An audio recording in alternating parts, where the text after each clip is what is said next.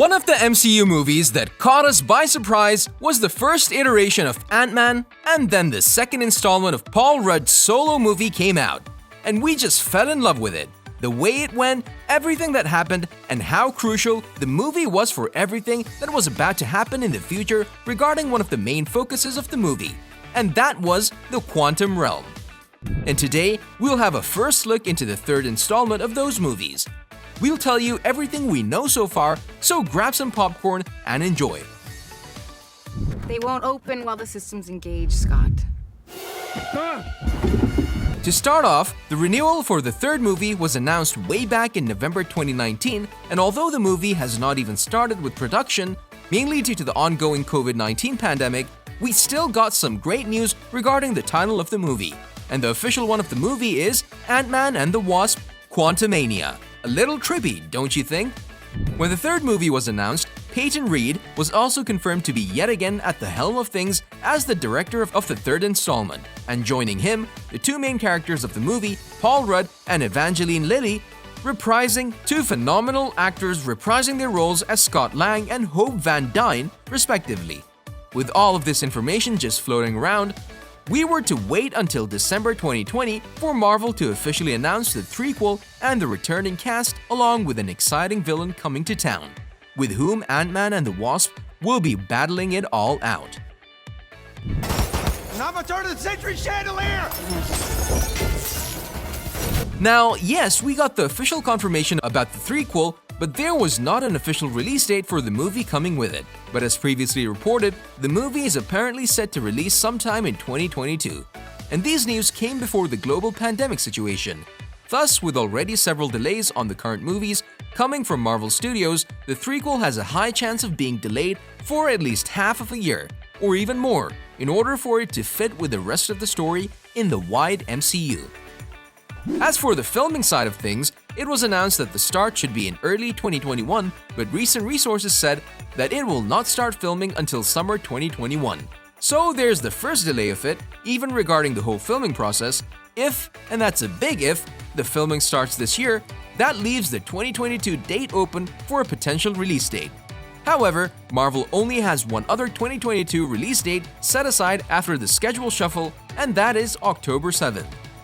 With the previous Ant-Man movies being released late summer, our closest guess to the real release of the movie is that it will eventually be released in 2023 in either May or July, months which both have one slot open with untitled Marvel movies inscribed in them.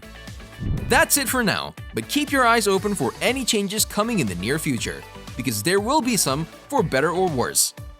From the trailer side of things, if the release of the movie is set to be in 2022, we might see a short teaser or trailer of sorts at the Comic-Con in 2021, with one condition that the film has already started filming by then. I'll get it. And where the whole cast is concerned, we think that this will be the special thing of the movie, as it is wide open with many faces returning and many other newcomers waiting for the spotlight to shine on them.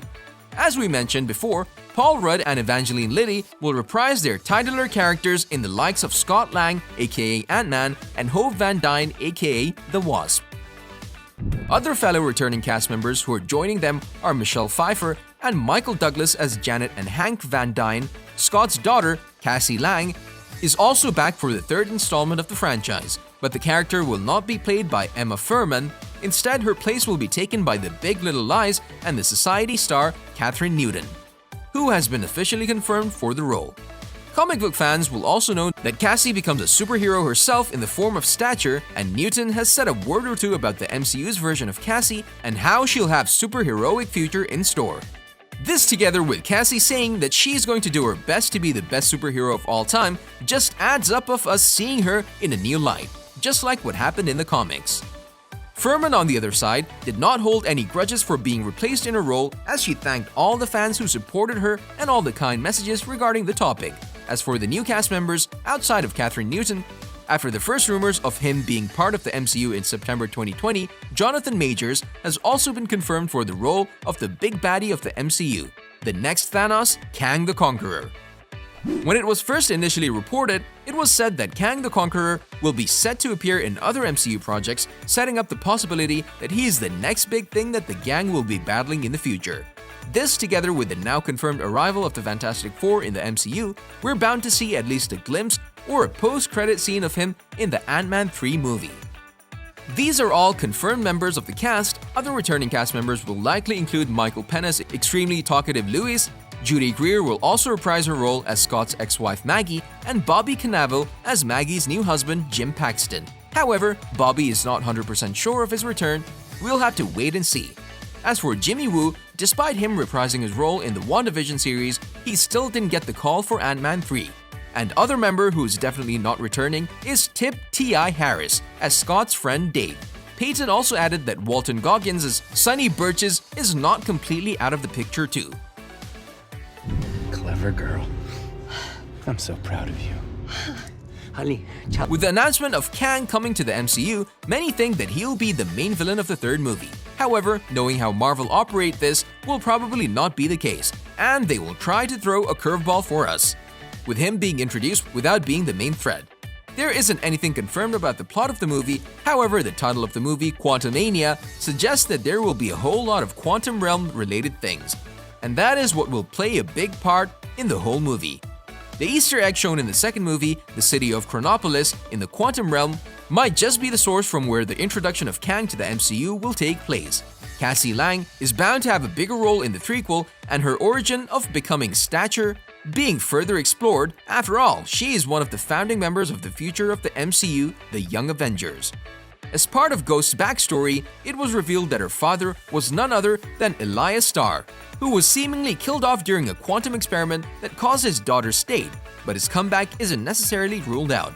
In the comics, he's a longtime foe of Ant-Man, a criminal genius known as Egghead.